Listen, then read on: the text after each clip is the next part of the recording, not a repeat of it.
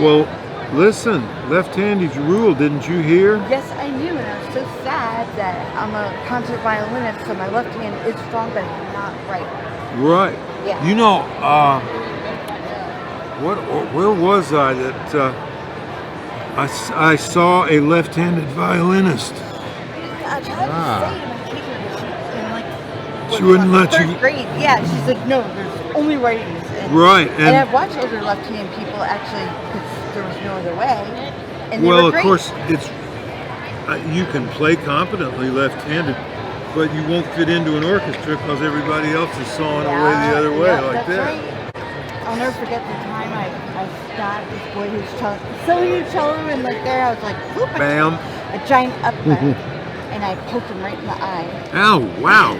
Shit! He's heard it before, but for me, yesterday was the first time that I ever heard of John Carpenter play violin.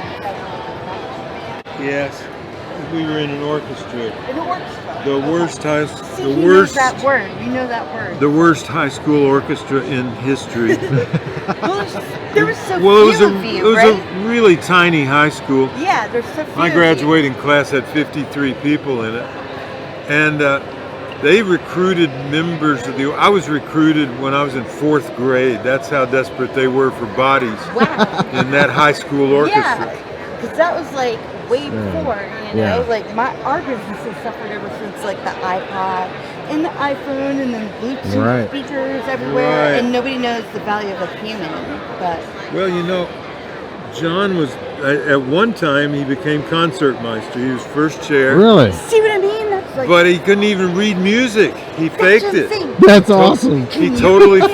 Yes, I can read music very well. Alan Howard, I can't Howard, remember. yes. He cannot. The guy who did. Like John. What is his name? Harry. What's his name from? Manfredini from Friday the 13th. He cannot read music. I didn't know Alan couldn't read music. Yeah, he cannot read music. And me, my problem, because I was staying upstate New York, in like New York City, but I never knew how to learn to improvise. Well, that's usually the gap between concert people and rock and roll and jazz people is we improvise and those guys have to have a score.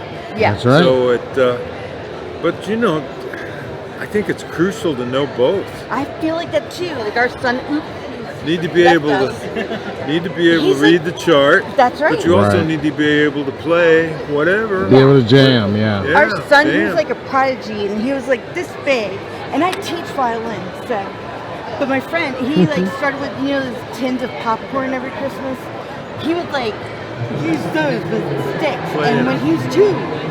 So we got him lessons when he was 4, and the teacher's like, all right, fine, I'll teach. And within 10 minutes, he's like, I'll teach him. So we did drum, and he's actually a percussionist. Yeah. To me, that makes a difference. You know what I mean? So I think it's such an incredible universal language that it's and that's absolutely. It's a universal language. You can speak music with anybody in any language. Yeah.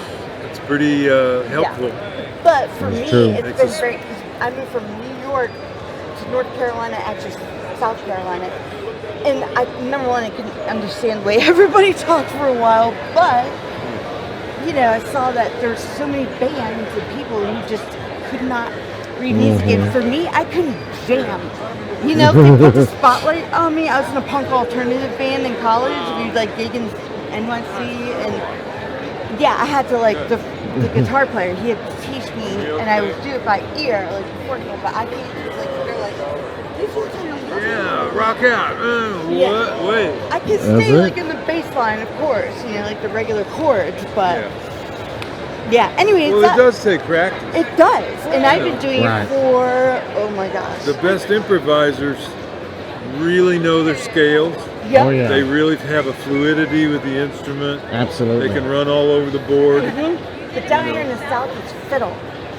Well, it's a different It's a different everything. It's a different instrument. Yeah. In fact, Yeah. I mean, somebody who plays fiddle may not be able to sit down and do a Mozart concerto. That's exactly right. Yeah.